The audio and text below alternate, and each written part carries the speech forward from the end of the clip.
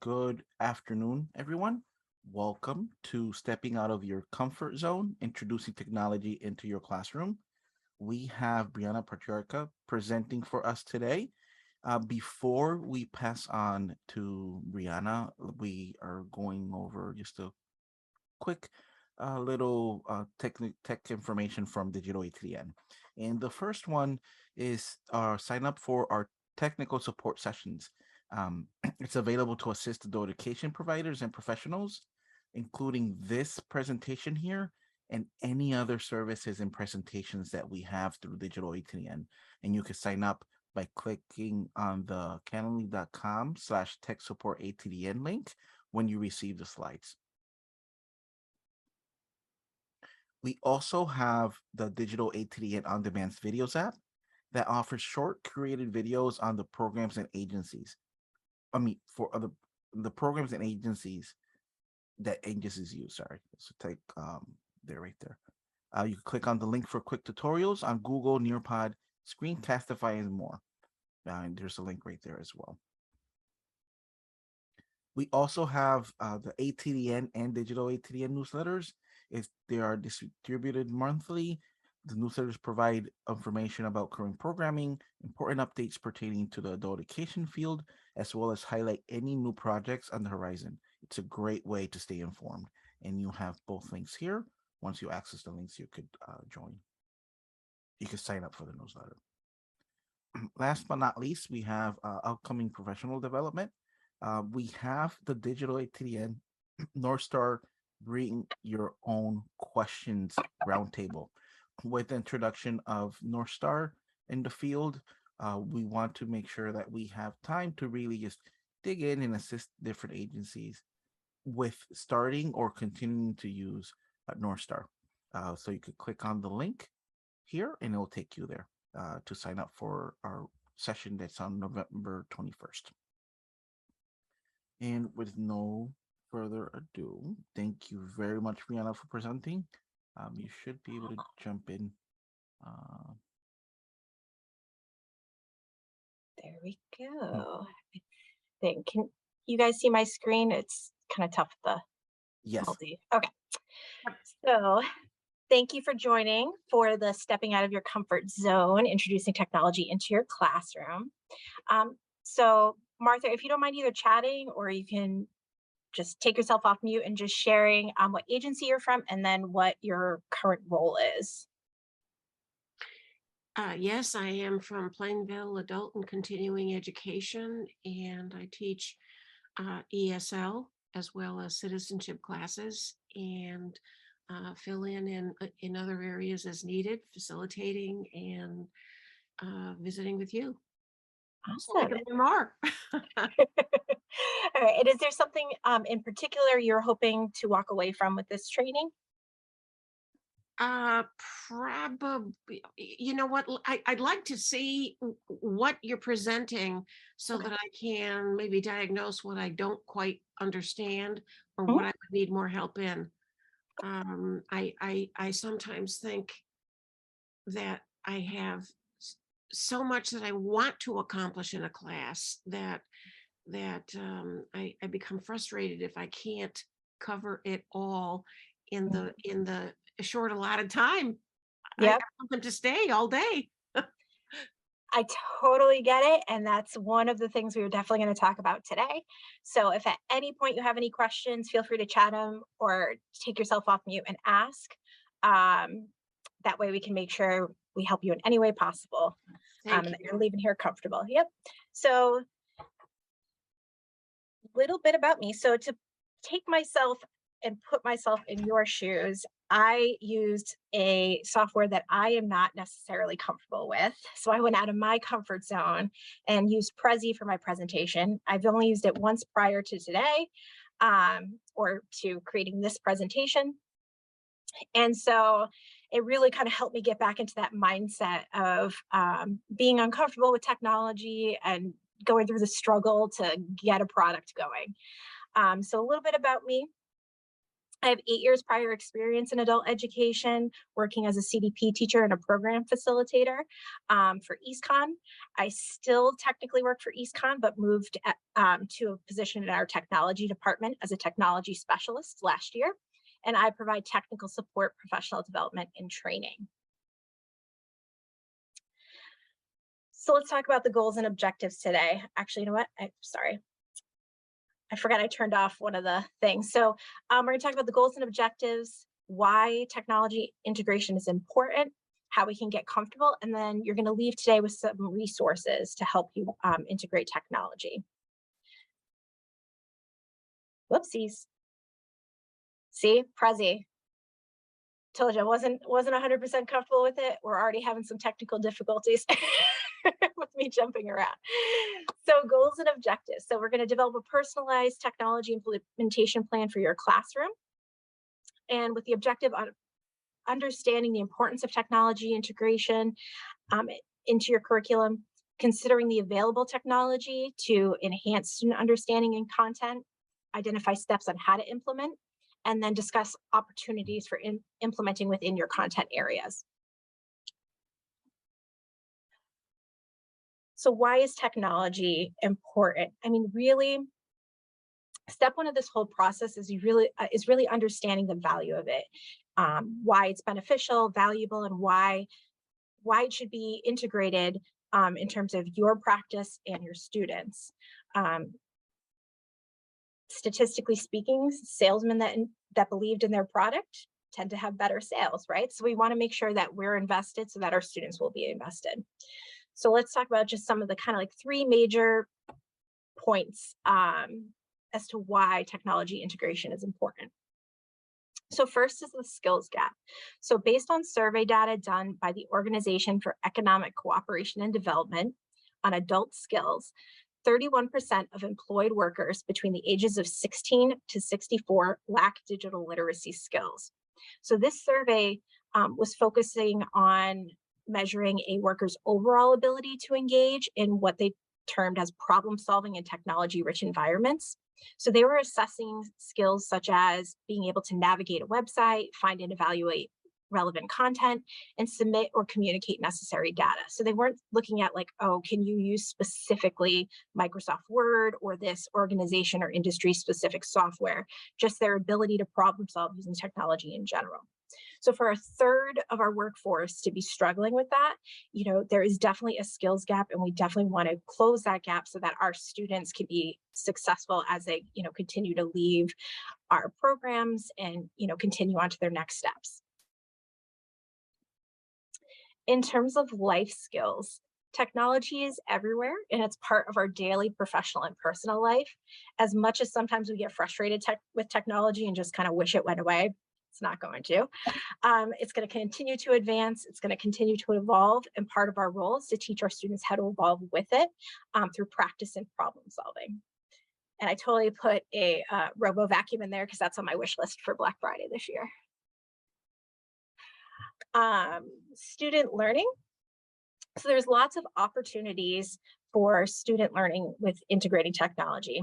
We have the ability to present and absorb information in multiple formats. So, having an article that can basically be read to you, you can read it or see it in a visual format and do it at your own pace. There's opportunities for active participation in learning. So virtual tours, labs, you can create digital products. Kind of going with that, the opportunities for creativity. You can create movies, digital graphic design, podcasts, things like that. Things that can also be applied in terms of employment down the line or higher education. Students as teachers and leaders, I think students are actually undervalued, I shouldn't say undervalued, but a resource that we sometimes forget to use. They can be a great resource when we are learning the technology and trying to get comfortable with it. And I highly recommend encouraging opportunities for students to teach, lead, and demonstrate technology skills. It's also a great way to boost their confidence and their soft skill development when they have to kind of take that leadership role in teaching and supporting their peers. Problem solving, practice, and self-reflection. These are going to be the words that you're going to be dreaming about all this weekend because you're going to hear me say it over and over again. But these are crucial kind of life skills, not in just continuing to evolve our technology skill development, but just things that we should be doing regularly in other areas of our lives as well. And teachers outside of the classroom. So the pandemic really taught us about the kind of gap in technology skills, not only with our students, but with their children and other people in our communities. You know, we found that communities of color, people with disabilities, low income households, and rural communities were overwhelmingly impacted by the digital skills gap and are at risk of being left behind. So by reinforcing and teaching our students technology and lifelong learning skills, they have the opportunities to teach others outside of the classroom. So how do we get comfortable? So to try to summarize this process, you get comfortable with technology integration through research, planning, practice, and reflection.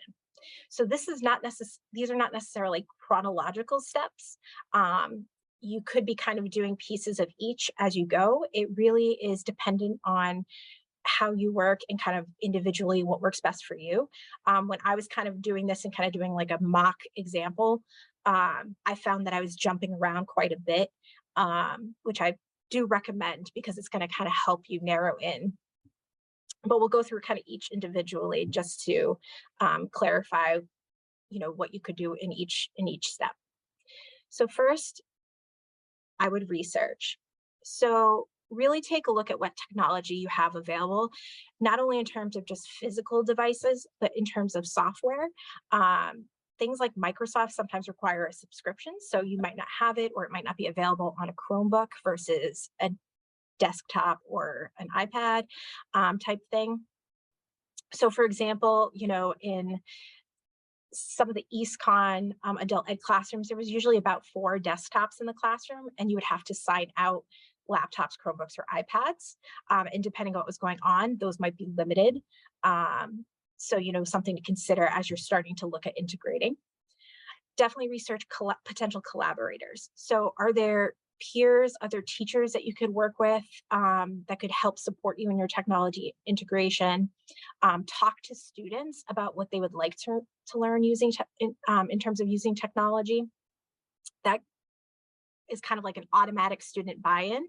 And also it will really kind of help customize it because it might be some things that they're already somewhat comfortable with and are just looking to learn more. So that's opportunities for them to kind of lead as well.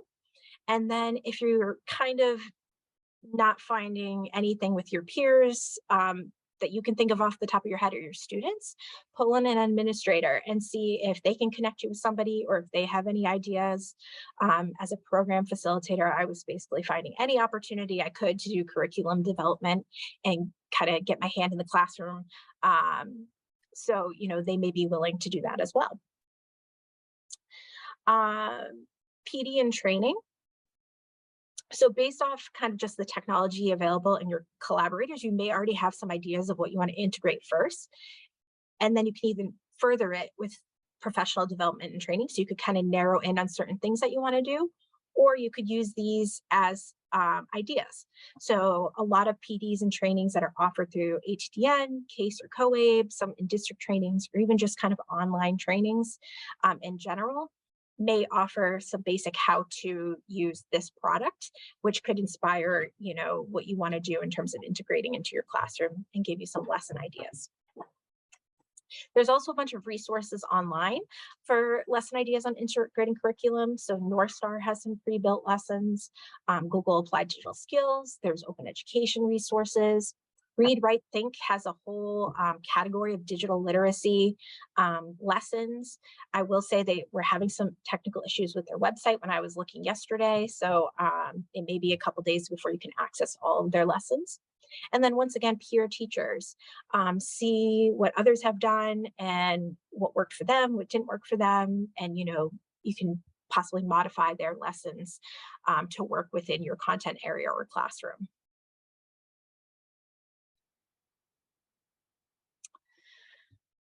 So then we're going to move on to that planning stage. So we want to consider some things before we start planning what we're going to do in our classroom. So some things to consider is, what technology skills do your students currently have? If you have a very basic level class with minimal technology skills, you're definitely going to want to start really small and then build your way up. If I had a very beginner level class, I wouldn't start with movie making, because that requires quite a bit of potential different programs and skill sets to do that. So getting them comfortable with the computer first might be the first step. How it's going to help them better understand content.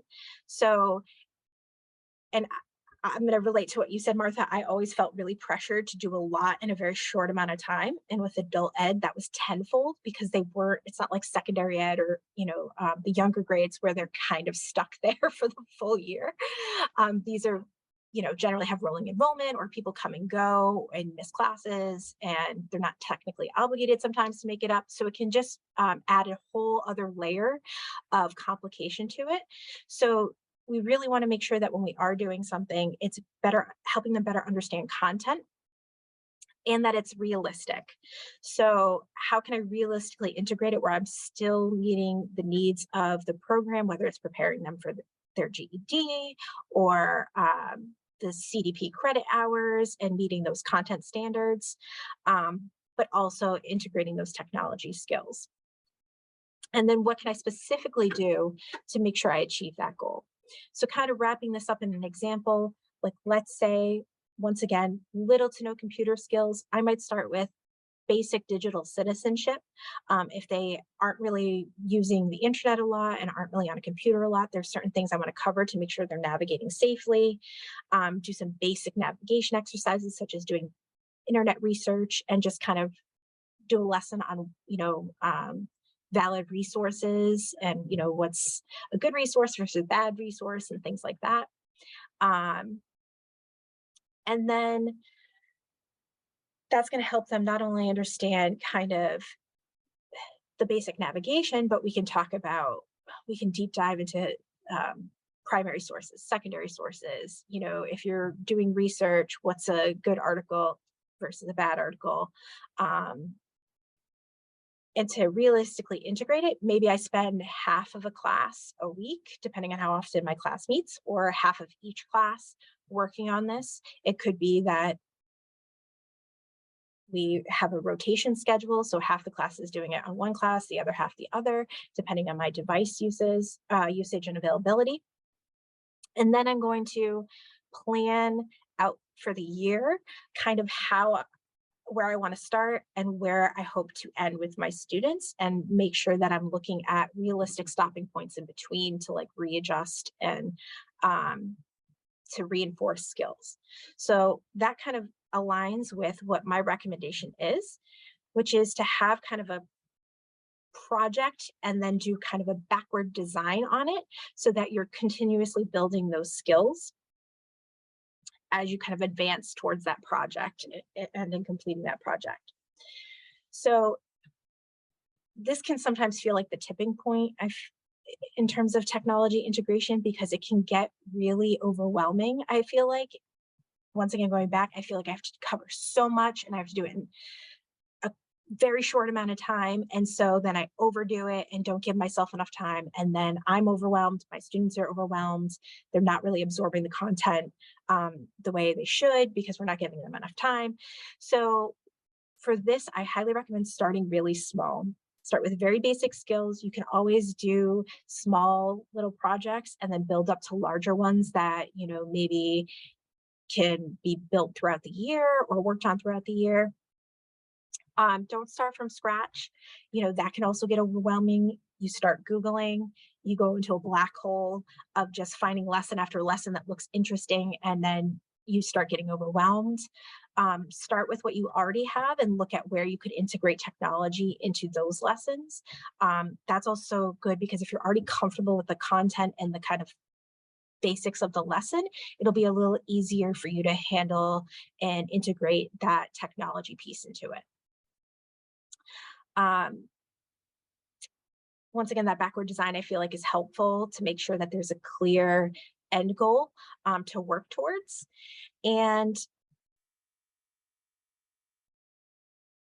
be aware of your students' skill level. So once again, you know, even if you are an more advanced user in terms of technology, if your students are at a really basic level, they may not be able to do what you hope to do with them. So you want to start small, build up, test their skills, to see where they're at, and then continue to develop lessons and projects that can accommodate those skills and help them build and reinforce the skills that they're learning.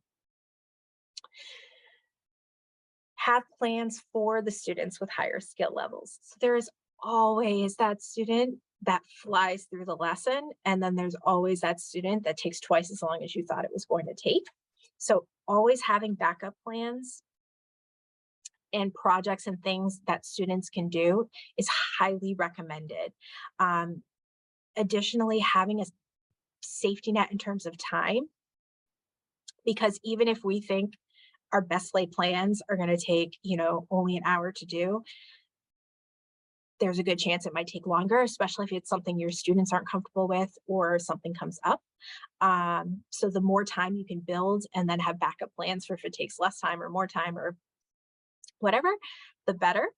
And also backup troubleshooting options in our plans for what technology is inevitably going to fail us. You could have 3 backup plans that all use technology and walk into the building and there's absolutely no internet, and therefore you cannot access your plans or any of the technology you were planning on using.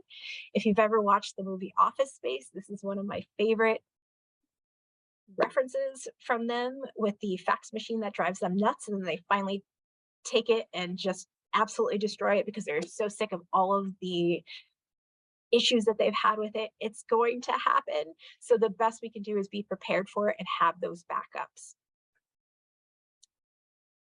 So, you know, something that you could do for a project could be storyboards or infographics. Presentations is definitely a common one. You could have them use different presentations programs. So like maybe slides is a nice easy one that they're comfortable with, and then do something like Prezi that's a little different, a little bit more graphic in the visuals. Or you could have them do some very short video clips. TikTok is nice short style videos that they probably more than likely do. So maybe taking it up a notch and trying to have them do some of the editing. And then you can build and build and build those skill sets into more challenging projects. So once we kind of have a plan in place about, or have some ideas in place about what we want to do in terms of the lessons and projects and how we're going to go about it, we really need to practice it, especially if it's something that you're not comfortable with. So really narrowing in on that lesson or project and figuring out what skills are needed for that project and what skills your students currently have and are going to need. And the best recommendation I can do for that is whatever you are asking your students to do it first before you even start the project. So that way you can create a sample, and it's going to help you really narrow in on what you need to do to better support yourself in terms of facilitating it, and then also in supporting your students when there's troubleshooting issues and things like that. So for example, once again, I went with a example that I generally would not be comfortable teaching in a classroom. Math is not my strong suit. My background is in as an English teacher. So if I were to do budgeting with my students and I wanted to do Excel or Sheets to create the budget, I would definitely create one myself to test it out. And maybe my long-term goal is to have a visual representation of that budget using like a chart or a graph. So it's not only just a bunch of numbers, but it visually shows me where I'm spending my money. So as I'm kind of developing this, maybe I'm having some skill issues in terms of the charts or graphics. I can say I am pretty comfortable with Excel and sheets. I am not comfortable with the charts and graphs. I just haven't had a lot of experience with those. So I would definitely need to spend quite a bit of time working on that and documenting how I'm doing things so that I can support my students. And so as you're creating the sample, write down what you're doing and how you're doing it and what skills they're going to need to know. If you plug everything into an Excel or Google Sheet as it is, it's not probably going to be the best layout. You're not going to be able to read. Things are going to get cut off. So they're going to have to know formatting. They're going to have to know basic navigation, even just how to open a Google Sheet or an Excel document, how to enter it, how to enter it in a way that makes it logical and makes sense. If you build formulas into it, that might impact how you lay out your data. Things like that. So that'll come as part of that, you're going to end up having to do some problem solving. So as you learn technology, you're going to hit a wall at some point and not know how to do something off the top of your head. I hit many walls with Prezi when I was creating this, wondering why I can't do something and why I'm not finding any menu items that are allowing me to do what I want to do. So as you're making your sample, I would note down what you're getting stuck on and struggle with, because more than likely that's something your students are going to get stuck on too. And so write out any steps or resources that you may have used to figure it out. If you use any video, like if you go on YouTube and see any video tutorials that helped you overcome these issues or with certain skills, definitely save those videos somewhere because you can use them as a resource for when students get stuck. And definitely identify any higher level students that could be peer helpers. So as you're kind of getting to the point where you want to integrate it, I would definitely recommend surveying students on if they've used this type of program before, what they feel like their skill level is, and if they would be comfortable helping if others got stuck. And then, as always, problem solve as a class. At one point, I was stuck on a Google and Excel sheet, and I went into one of our IET classes that was for getting certified in Microsoft Office. And I presented the problem and we problem solved it as a class together. It wasn't even my class. I just randomly walked into somebody else's class. But it was a good learning opportunity for myself and then for them as well. So any opportunities for learning and to show how to problem solve together, and that there is, potentially a solution that you can work through, and this is how, is highly, highly recommended and a good strategy. I also recommend creating how-to guides and videos and saving them somewhere. So once again, that's a good way to track potential issues and skill sets that they're going to need help on. Whoops. Sorry, my mouse was on the wrong screen. And it's also going to be beneficial if you do have that rolling enrollment, or if people miss, instead of having to go over it with the entire class over and over again, or if somebody forgets, they can, reference those guides and refresh their memory that way. Or if you're probably going to do another, let's just say Excel or Google Sheets project down the line, they have that tool as a refresher. And once again, it's good to accommodate in terms of the skill levels. So if somebody's really struggling with the basics, they have that as a reference to continually practice outside of the classroom. And then apply to different areas. So I recommend practice using it for other tasks. Excel and Sheets is just an easy one because it can be applied in so many ways. I will say that between high school, college, and even the start of my professional career, I was not anticipating that as a high school English teacher, I would have to use Excel like ever. And it's like a predominant part of my professional and personal life at this point. I mean, I even use it for vacation planning. So definitely showing how something can be applied in other areas, whether it's creating your own practice sheet for attendance and grading. Um, you can do automated calculations. It's data's more organized. You can actually do some reporting based on that is a little bit harder and more time consuming to do than using like a paper sheet. Um, any way that you can apply those skills in other areas and highlight that to students is definitely going to, keep that buy-in and reinforce the value of learning those skills.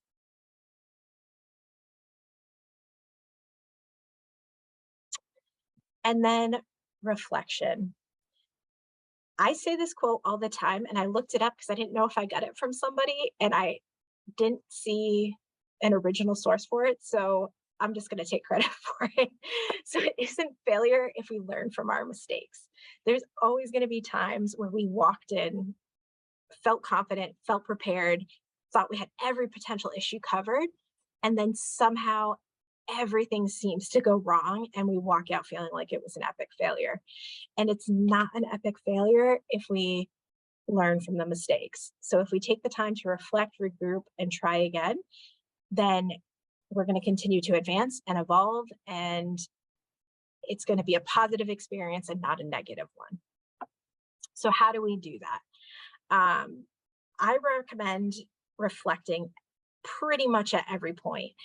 In general, I reflect after every training or class I teach.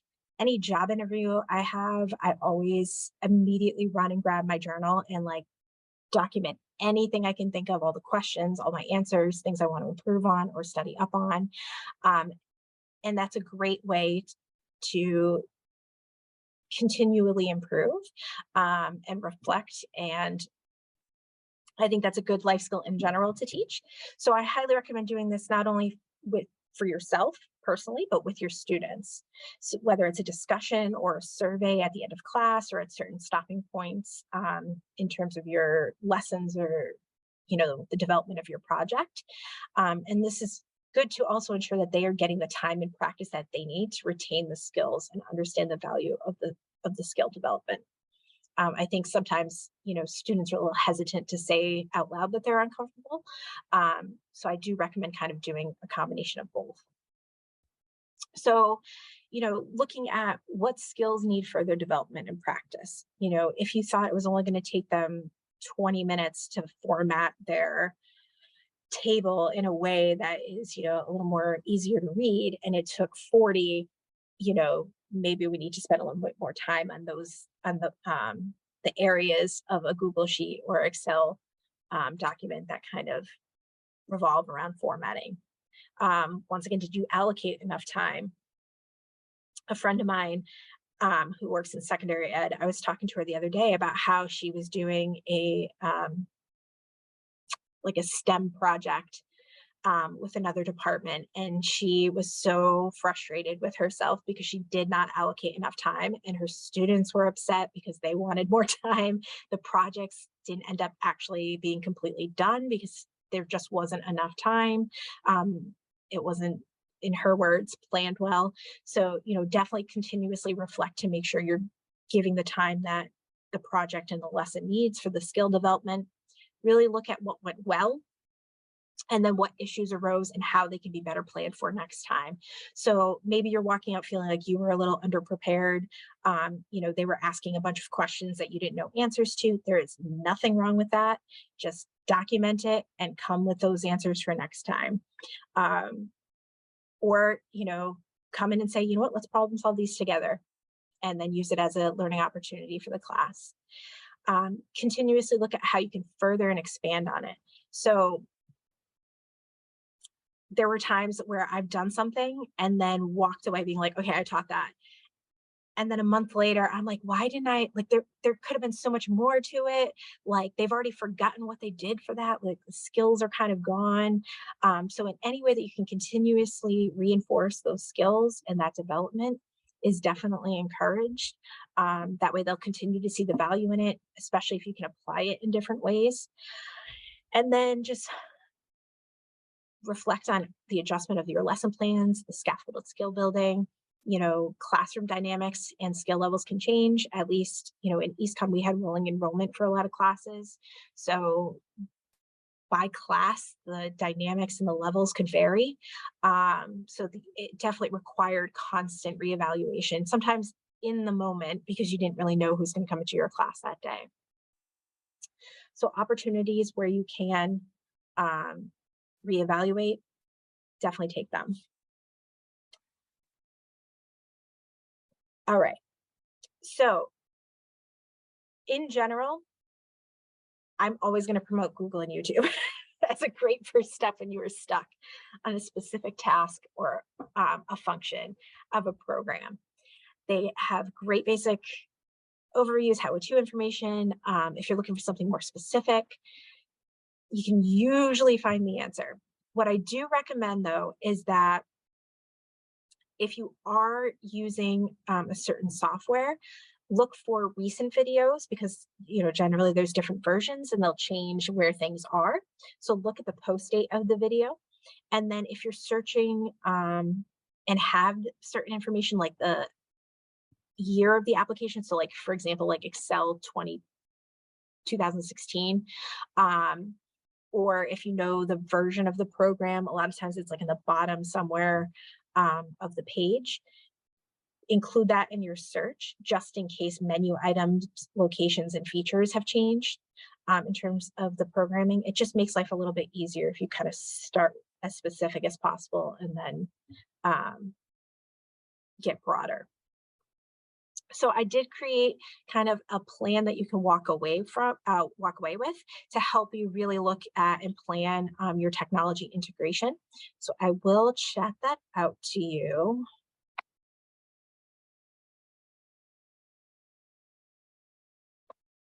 All right, and when you click on the link, so I'm gonna click on it, it's gonna prompt you to make a copy. So this will create a copy of this plan in your Google account automatically. And I did this intentionally so that it's also up at the top of the page. So if you fill this out with a plan, you can just click at the top to create a brand new one. So it's just a little bit easier than having to go and make a copy every time and then delete what you've entered. So the first page are just some recommended technology resources. So ATDN, digital literacy, obviously. We offer professional development, those how-to on-demand videos, and then the virtual tech support appointments. GCF Learn Free offers some great basic technology online courses. So email, internet basics, tips and tricks, computer basics for Windows or Macs. It's a great resource for both students and teachers if that's something you're looking to learn more about. There's also Google for Education. They have quite a bit of content online that you can do just from the basics of the Google Suite to digital citizenship courses. They also have how you can apply the Google Workspace applications in the classroom. And then there are training options to help you prepare for their personal certification for educator level 1 and level 2 exams. It's optional. You can go through the course without actually taking the certification exam. But if you want to, that's a great thing to also put on your in your signature and have on your resume. Read, Write, Think. I had mentioned this one earlier. They have lessons with the digital literacy component. They have other lessons too. But if you're looking specifically on technology integration opportunities, you can search by objective, grade level, and topic.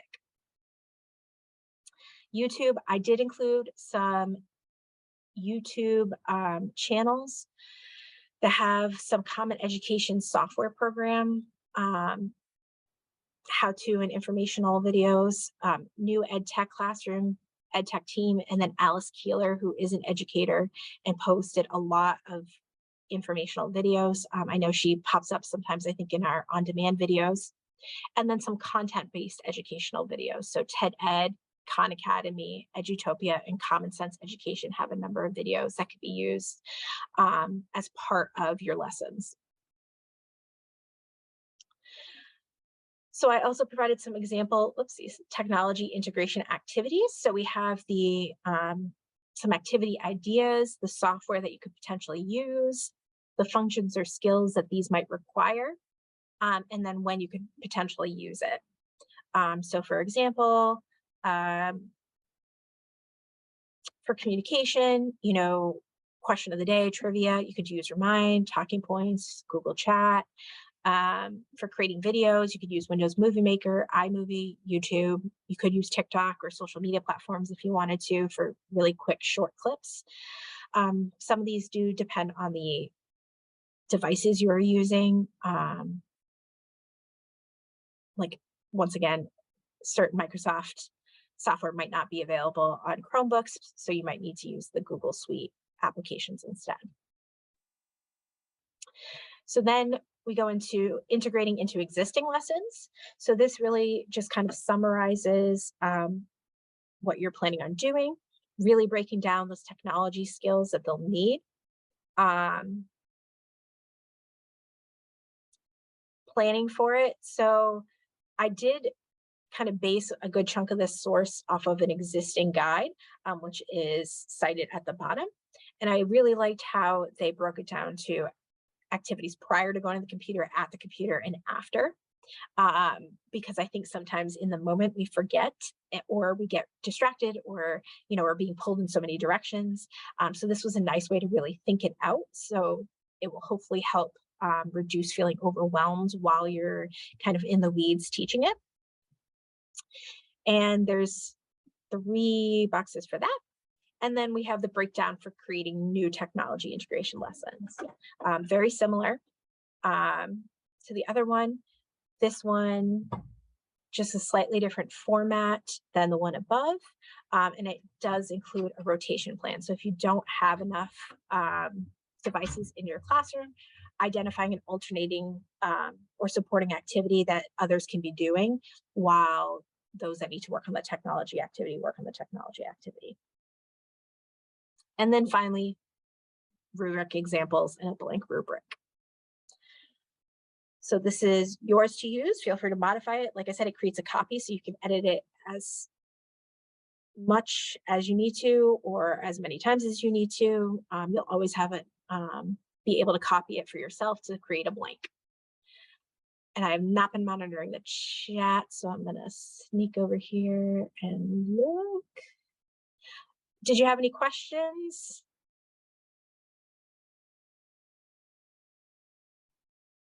This sounds fantastic. I've got a lot to keep me busy here, just to get ready for Monday.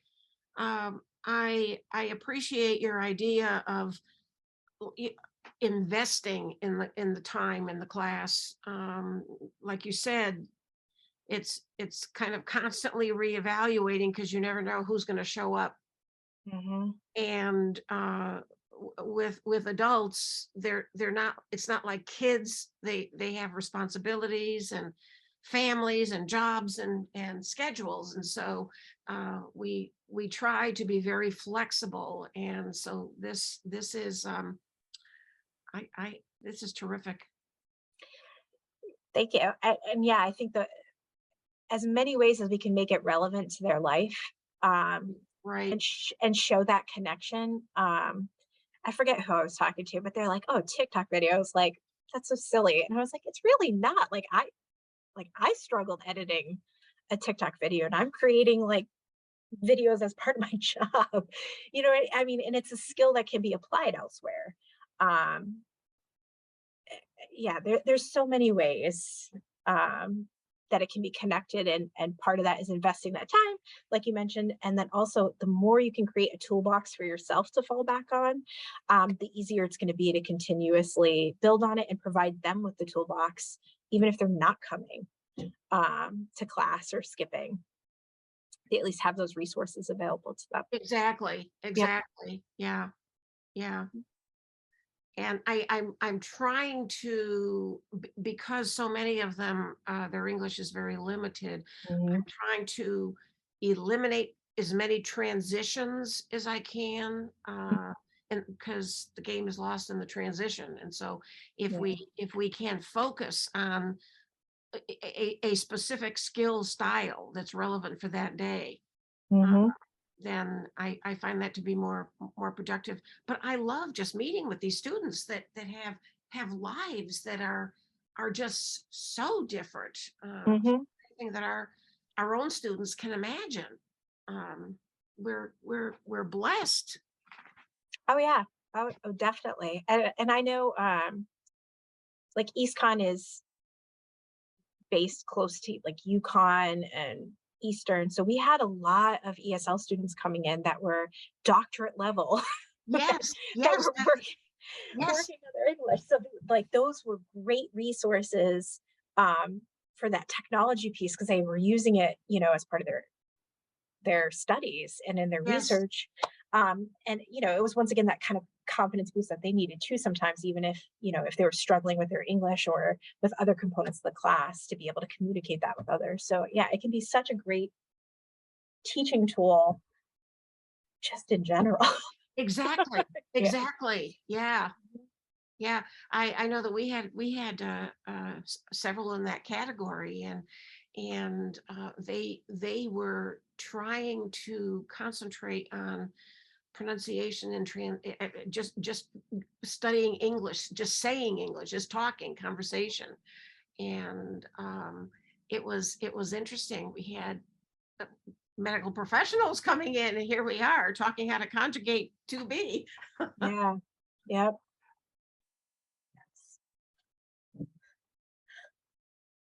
Well, thank you so much for coming. Well, I thank you. I thank you very much. And I understand that all of this is going to be able to be I'll be able to print this out, right? Yes, So Jose that is I going can. Yep, Jose is going to share the slides. The only issue I had is for some reason the link to this resource was not clickable in the PDF. Um, I spent an hour Googling yesterday how to try to fix that. For some reason, it's just not working with the connection Oh, next between time call Prezi. Jose. Yeah, I mean, I contacted Prezi directly. Their Yeah, answer was not no, helping no, I me. understand. So Yeah, he will share that, and I believe it gets posted in Canvas as well. So yeah, it'll be available there. yeah. Yep. I mean, this could keep me busy for an entire weekend. So if we get snowed in, this is my job. Thank you. I Well, appreciate your preparation and your forms here and your links. Oh, no problem. just to throw this out there, Brianna's one of the tech support people, Martha. So if it's Uh-huh. Yes. something that you need to set a session for, you set it under EastCon. You can get her Oh, Oh, specifically. you know what? Maybe you can, t- for me to do this would be to contact ATDN. Is that it? Or EastCon? Either of those? So in the Calendly link, I'll share it now so you could see it. oh, let me stop sharing I can stop sharing my screen too. I'm copying the link so I could show you directly. Can you hear in on the background or no? I can hear you. I can Oh, hear you. okay. Yep. There's the little one is talking. Oh, that's okay. Let's see. Entertainment. Okay, so right here, right, and I'm posting. Let me post it on the chat in the. Okay. So it'll come with the slide. Yep, it'll be in the. It's in the beginning where it says like to book your tech support session. When you click on it, this comes up. So it gives you three options. It gives you for Uh-huh. Prec, EastCon, and ProTrax. So in this case, but specifically for this topic, then you could click on EastCon, and this is Brianna does these sessions. So um, you'll select, let's say, if it's November 1st, you have times here, and then you select the time, you confirm it, you put just a little bit of information, and you schedule it. You get a Zoom link, um, and you get, I think, gives you a reminder too. Yeah. But Okay. Yep. yep, and then that way you'll just when that time is comes up, you join the session and you'll meet Okay. with Are your tech these are support one to person. one? Is Yes. that it? Yeah. Yep. Okay. Okay. Oh, thank you.